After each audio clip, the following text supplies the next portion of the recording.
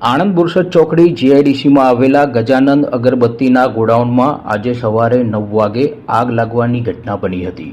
ગોડાઉનમાં રાખેલા રો મટીરિયલમાં આગ લાગવાની માહિતી મળી રહી છે।